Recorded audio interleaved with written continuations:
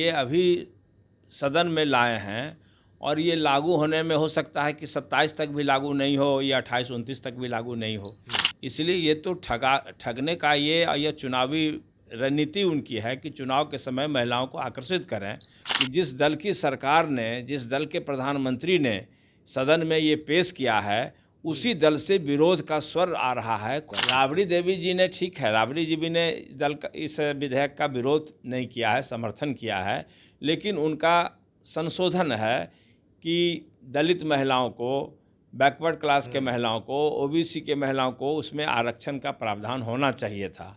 नमस्कार, मेरा नाम प्रेम है और आप लाइव स्ट्रीम देख रहे हैं। महिला आरक्षण बिल को लेकर देखिए घमासान सा मचा हुआ है। कोई लोग समर्थन भी कर रहे हैं तो कोई लोग विरोध भी कर रहे हैं। पर कांग्रेस पार्टी का क्या कहना है इस पर? देखिए, कांग्रेस पार्टी के लोग कह रहे हैं कि हमने ही लाया था, पहले लाया था, पर अब पेश हो रहा है, अच्छा बात है। बात करने के लिए हमारे साथ कांग्रेस के कद्दावर नेता हैं, एमएलसी हैं समीर सिंह। कैसे देखते हैं सर इस बिल को?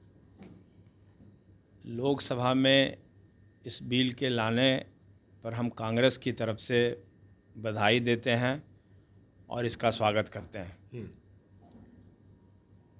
इस बिल के माध्यम से लोकसभा, विधानसभा में सम्मानजनक स्थान महिलाओं को मिलेगा, लेकिन इस बिल के लाने के साथ ही संशय की स्थिति उत्पन्न हो गई है।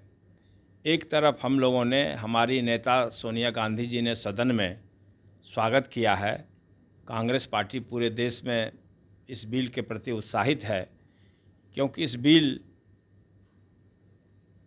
और आरक्षण से संबंधित सपना हमारे नेता राजीव गांधी जी का था, नरसिंह राव जी ने भी लाया था और सोनिया गांधी जी भी इस बिल की हिमायती रही हैं और आज उन्होंने खुशी जाहिर की है। लेकिन संशय इस बात से हो रहा है, नहीं, आप लोग खुशी जाहिर कर रहे हैं, पर जेडीयू के राष्ट्रीय अध्यक्ष हैं ललन सिंह कह रहे हैं जुमला है।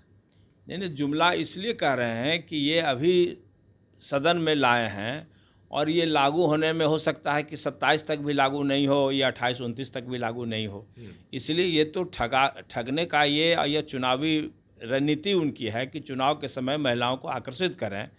चूँकि जिस तरह से पूरे देश में गैस के दाम के कारण जो महिलाएं हैं, परेशान हैं, घर गृहस्थी चलाने में परेशान हैं, तो उनको एक उत्साह भरने के लिए कि महिला को भारत सरकार ने, प्रधानमंत्री ने सम्मान देने का काम किया है, आरक्षण देने का काम किया है। लेकिन हम समझते हैं कि भारतीय जनता पार्टी के लोग इस बिल से खुश नहीं हैं। नहीं तो इस देश का सबसे बड़ा राज्य उत्तर प्रदेश का मुख्यमंत्री योगी जी खुलेआम इस बिल का विरोध कर रहे हैं। इस बिल के आने से पहले आरएसएस के प्रधान मोहन भागवत जी ने खुल करके इस बिल का विरोध किया था, महिला आरक्षण का विरोध किया था। इसलिए हमको तो लग रहा है कि जिस दल की सरकार ने, जिस दल के प्रधानमंत्री ने सदन में ये पेश किया है, उसी दल से विरोध का स्वर आ रहा है, खुलेआम विरोध में लोग बोल रहे हैं। इसलिए नियत पर शक लग रहा है कि इन लोगों में आपसी नैतिकता इस पर नहीं है, आपसी सहमति नहीं है। क्या लग रहा है 24 के चुनाव में महिला वोटरों को लुभाने की कोशिश भी की जाएगी इस मुद्दे को लेकर? ये तो उनका इलेक्शन का एजेंडा है, लेकिन इलेक्शन का एजेंडा इसलिए नहीं बन पाएगा क्योंकि महिलाओं को तो लाभ जो है इस विधेयक के माध्यम से मिलने नहीं जा रहा है 24 में। नहीं, राबड़ी देवी ने भी क्या कुछ कहा, आपको पता ही होगा। राबड़ी देवी जी ने, ठीक है, राबड़ी जी भी ने इस विधेयक का विरोध नहीं किया है, समर्थन किया है, लेकिन उनका संशोधन है कि दलित महिलाओं को, बैकवर्ड क्लास के महिलाओं को, ओबीसी के महिलाओं को उसमें आरक्षण का प्रावधान होना चाहिए था।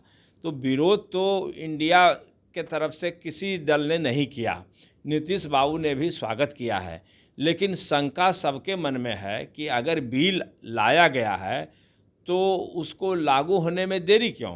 उसको लागू होने में 5 बरस 7 बरस के बाद लागू होगा, तो फिर अभी तत्काल इस तरह से इमरजेंसी में सदन की विशेष बैठक बुला करके करने की आवश्यकता क्यों पड़ी? तो क्या कहना, आप लोगों का यही कहना है कि जब बिल आया है तो इसे इसी वर्ष से लागू किया जाए? बिल्कुल इसी वर्ष से लागू किया जाए और इस चुनाव में लागू किया जाए। 2024 में अगर आरक्षण मिलेगा महिलाओं को, तब तो इस बिल का लाभ मिलेगा।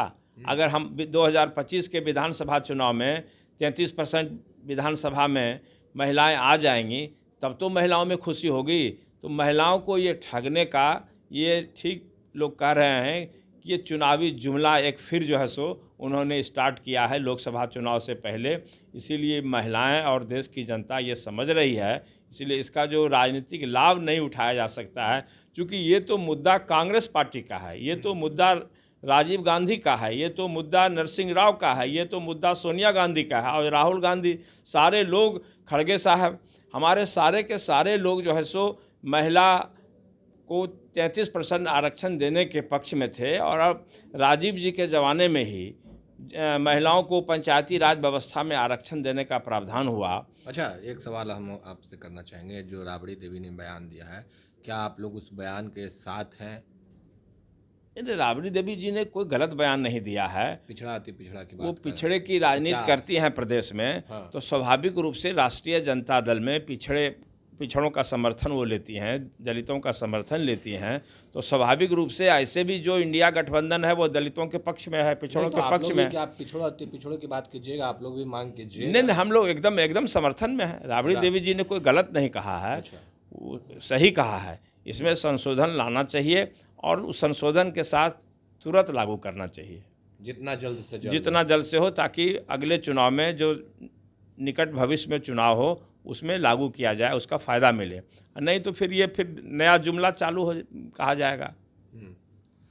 तो चलिए, कांग्रेस के कद्दावर नेता एमएलसी थे समीर सिंह क्या कुछ जानकारी दे रहे थे, आपने सुना। साफ शब्दों में कह रहे हैं कि जो राबड़ी देवी ने जो मांग किया वो सही है, कहीं ना कहीं इसमें संशोधन करना चाहिए और इसको जल्द से जल्द ही लागू करना चाहिए। बाकी की तमाम खबरों के लिए बने रहे लाइव स्ट्रीट से। धन्यवाद।